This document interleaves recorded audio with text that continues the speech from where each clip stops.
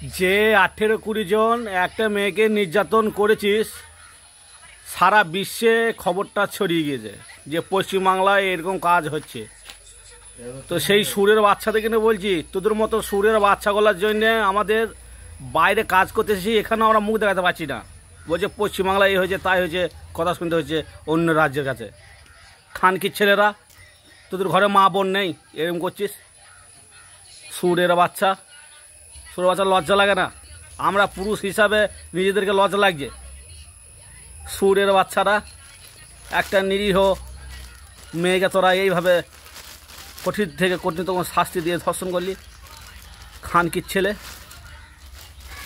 খানকির ছেলেদেরকে এনকাউন্টার করা দরকার, ফাঁসি দেওয়া দরকার। ফার্স্টে এনকাউন্টার করুক, তারপরে ফাঁসি দেখ, আর নুনুগুলাকে কেটে দেখ। কোনো সুরের বাচ্চা সাহস পাবে না।